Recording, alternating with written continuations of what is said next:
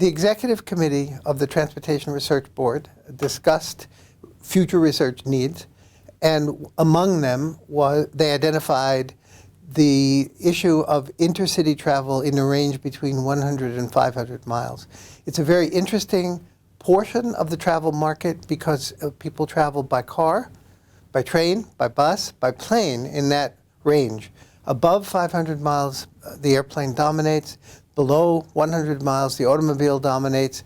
So it's an area that's very important. And we recognized that it's an area that isn't well understood. There's not as much data, there's not as much planning and modeling, and not as much policy debate. There are a few governmental agencies charged with planning transportation in that range. So the Executive Committee decided it was important to take a look at it, both from the point of view of data and from the point of view of policy needs. The issue of intercity travel, longer distance, but not really long, not cross-country travel, is important to the country for many reasons. Look at the Northeast Corridor between Boston, New York, Washington. There is a rail system that is getting pretty old. There is a desire to upgrade it. It would cost tens of billions of dollars.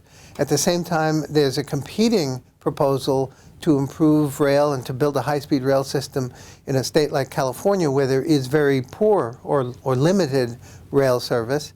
And the question of resource allocation is enormously important.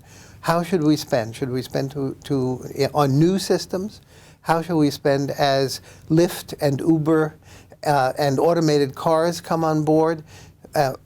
Should we build systems that require enormous capital investment? Should we emphasize systems that could be started up more easily, like intercity buses, which don't require huge investment in right-of-way and construction?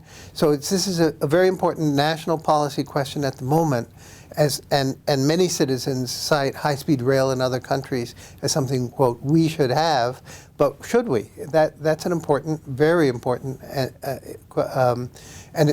question that affects the allocation of national resources. For the individual, of course, travel is very important, and people travel for family reasons and for business reasons, and people like to have choices, and the market is changing and their choices are changing. So it was important to put together some bright minds who have studied these issues for years to compare notes with one another, to hear new information, and to make some recommendations. Well, the panel was very clear on one recommendation, and that is that we have not in the United States done a careful, thorough survey of intercity travel by passengers since 1995. And the travel market, travel patterns, economic circumstances, the geography of where people travel have all changed dramatically since 1995.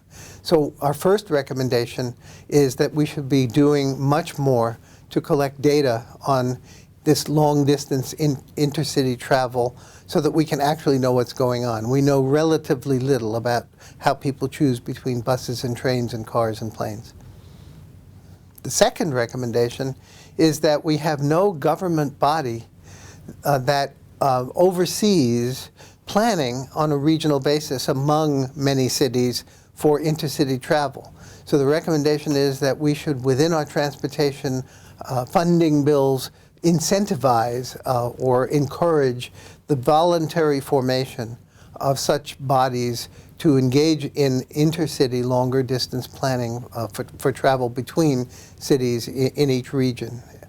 And the third recommendation is that we need, a third recommendation is that we need better mathematical models, tools, and forecasting mechanisms, decision-making mechanisms like benefit cost analysis to be adapted to or applied to intercity travel of this sort.